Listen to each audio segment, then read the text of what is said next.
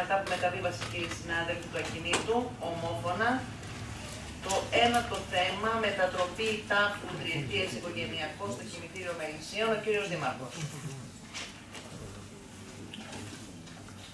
Καταρχήν ήθελα να ενημερώσω το σώμα ότι η διοίκηση στεριού στα Μελίσσα δεν πούλησε κανένα τάφο, μόνο τους δύο που αφορούν στην περίπτωση που προβλέπεται από την απόφαση που πήρε το Δημοτικό Συμβούλιο Μελισσίων της 28 Μαρτίου του 2007.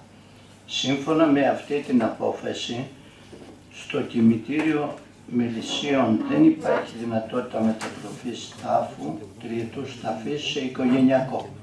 Εξαίρεση στον κανόνα αυτό θα αποτελούν περιπτώσεις κατοίκων της πόλης μας που θα ζητούν μετατροφή τάφου όπου έχει ενταφιαστεί το παιδί του σε οικογενειακό επιπληρωμή.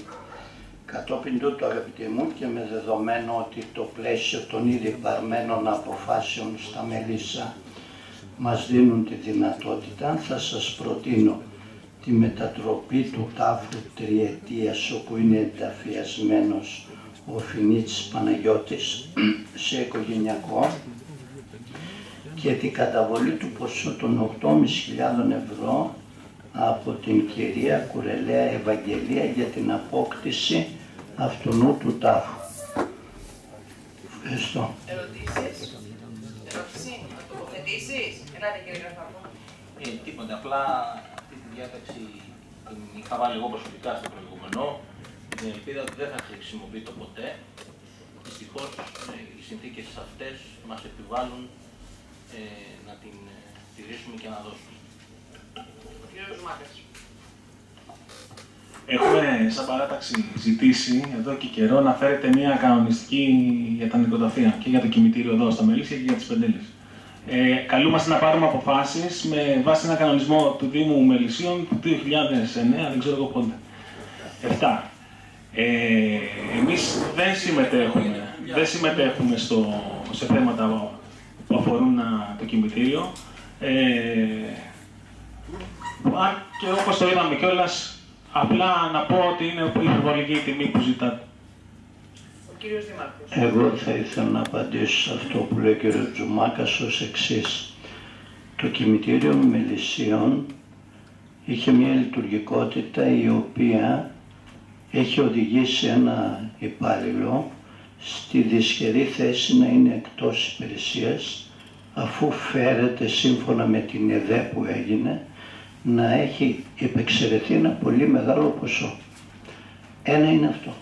Ένα δεύτερο, στη διαδικασία που γινότανε πουλήθηκαν αρκετοί τάφοι και μάλιστα έχουμε και ένα επόμενο θέμα που θα μας απασχολήσει όπου η τιμή αυτή δεν τηρήθηκε σε μία περίπτωση.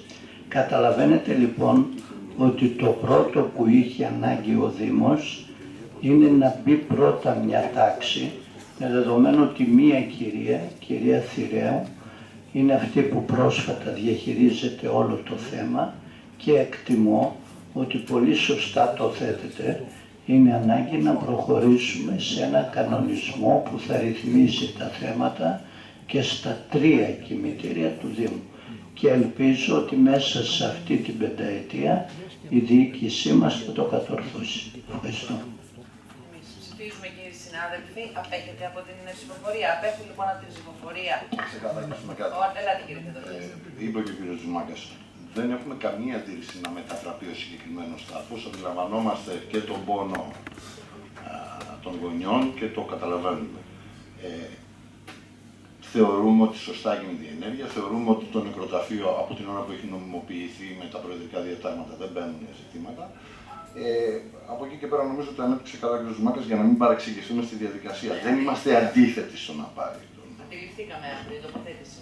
Έχει αποχωρήσει ο κύριος Γραφάκος, να πω αυτό. Λοιπόν, απέχουν από τη διαδικασία ο κύριος Φιδοπιάς και ο κύριος Τζουμάκας.